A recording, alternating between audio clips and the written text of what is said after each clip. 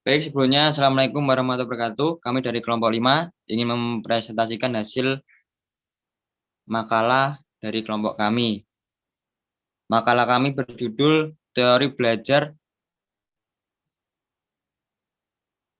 Hanburi Asubel yang beranggotakan Dwi Apriliansah, Nasifa Jafar Hikam, Hidayat Primadani, dan saya sendiri Doni Kurniawan Subakti.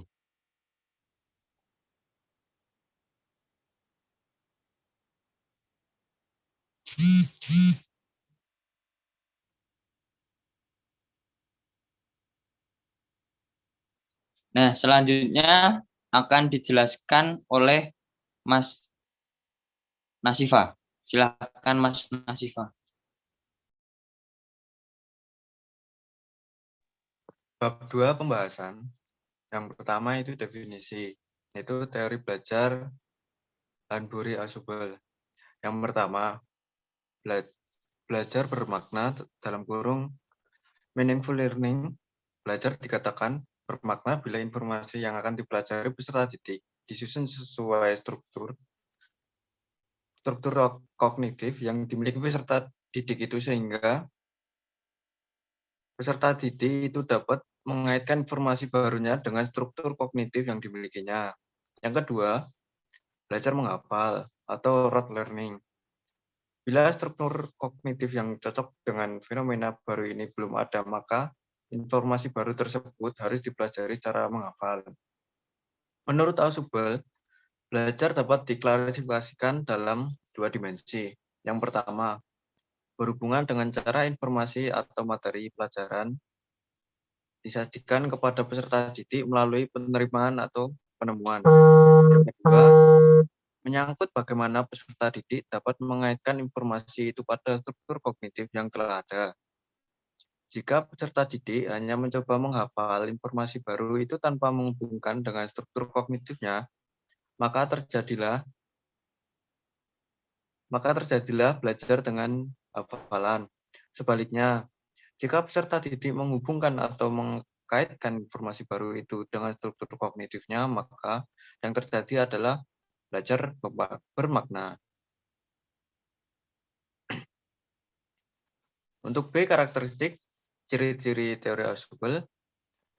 Teori Ausubel berfokus pada pembelajaran yang bermakna. Menurut teorinya, untuk belajar secara bermakna, individu harus menghubungkan pengetahuan baru dengan konsep relevan yang telah mereka ketahui. Pengetahuan baru harus berinteraksi dengan konsep relevan yang Pengetahuan baru harus berinteraksi dengan struktur pengetahuan pelajar. Pembelajaran yang bermakna dapat dikontras dengan pembelajaran mekanis. Yang terakhir, juga dapat memasukkan informasi baru ke dalam struktur pengetahuan yang ada tetapi tanpa interaksi. Memori mekanik digunakan untuk mengingat urutan benda seperti nomor telepon, namun mereka tidak berguna bagi orang yang menghafalnya ketika harus memahami hubungan antar objek. Karena konsep yang dipelajari melalui memori mekanis tidak dapat dikaitkan dengan pengetahuan sebelumnya. Pada dasarnya, tidak ada dalam struktur kognitif seorang yang ada dapat mereka kaitkan dengan informasi baru untuk membentuk makna. Dengan cara ini hanya bisa dipelajari secara mekanis. Prinsip pembelajaran menurut Ausubel berdasarkan pandangan terhadap belajar bermakna. Ausubel mengajukan 4 prinsip pembelajaran sebagai berikut. 1. Pengaturan awal atau advanced organizer. Pengaturan awal dapat digunakan guru dalam bentuk bahan pengait untuk menghubungkan konsep lama dengan konsep baru yang bermakna. Penggunaan pengaturan awal yang tepat akan dapat meningkatkan pemahaman siswa terhadap berbagai materi, khususnya pada materi pembelajaran yang dimiliki struktur teratur. Yang kedua, diferensi progresif. Di dalam proses belajar bermakna dibutuhkan pengembangan dan kolaborasi konsep. Caranya adalah dengan mengenalkan unsur yang paling umum, Kemudian baru lebih mendetail atau dari umum ke khusus. Yang ketiga, belajar superordinan. Belajar superordinan adalah proses struktur kognitif yang mengalami pertumbuhan ke arah diferensi. Proses ini terjadi semenjak perolehan informasi dan diasosiasikan dengan konsep dalam struktur kognitif tersebut. Proses tersebut akan berlangsung terus-menerus hingga pada suatu saat ditemukan hal-hal baru. Belajar superordinan dapat terjadi jika konsep-konsep diterima secara lebih luas dan inklusi. Yang keempat, penyesuaian integratif. Penyesuaian integratif dilakukan dengan cara menyusun materi pembelajaran sedemikian rupa sehingga guru dapat menggunakan hierarki konseptual ke atas dan ke bawah selama informasi tersebut disajikan. Penyesuaian integratif dilakukan jika siswa menghadapi dua atau lebih nama konsep untuk menyatakan konsep yang sama atau jika nama yang sama diterapkan pada lebih dari satu konsep.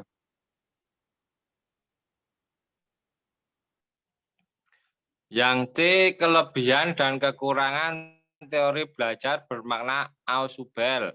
Kelebihan teori belajar bermakna Ausubel adalah sebagai berikut. Yang pertama, informasi yang dipelajari secara bermakna akan lebih lama diingat. Yang kedua, informasi baru yang diterima dapat meningkatkan dan memperkuat konsep yang telah dikuasai sebelumnya. Yang ketiga, informasi yang sudah dilupakan dapat meninggalkan bekas sehingga memudahkan untuk mempelajari materi yang serupa. Sedangkan kelebihan dari teori belajar bermakna Ausubel adalah sebagai berikut. Yang pertama, guru harus selalu dapat mengembangkan potensi kognitif siswa melalui proses belajar yang bermakna setiap saat. Yang kedua, aktivitas belajar yang melibatkan kegiatan langsung pada siswa, tingkat pendidikan lebih tinggi akan banyak menyita waktu. Yang D, langkah penerapan teori belajar bermakna dalam pembelajaran. Berikut ini adalah langkah-langkah pembelajaran yang dapat dilakukan dalam menerapkan teori belajar bermakna Ausubel. Yang pertama, menentukan tujuan pembelajaran. Yang kedua, mengukur kesiapan siswa. Yang ketiga, memilih materi pembelajaran dan mengatur dalam penyajian konsep. Yang keempat, mengidentifikasi prinsip-prinsip yang harus dikuasai siswa dari materi pembelajaran. Yang kelima, menyajikan suatu pandangan secara menyeluruh tentang apa yang seharusnya dipelajari. Yang keenam, menggunakan advice organizer dengan cara memberikan rangkuman dilanjutkan dengan keterkaitan materi-materi. Yang ketujuh, mengajar siswa dengan memahami konsep. Yang kedelapan, mengevaluasi hasil belajar. Selanjutnya itu slide terakhir itu contoh penerapan pembelajaran matematika teori belajar bermakna Ausubel. Itu linknya ada di bawah. Link contohnya teori pembelajaran bermakna.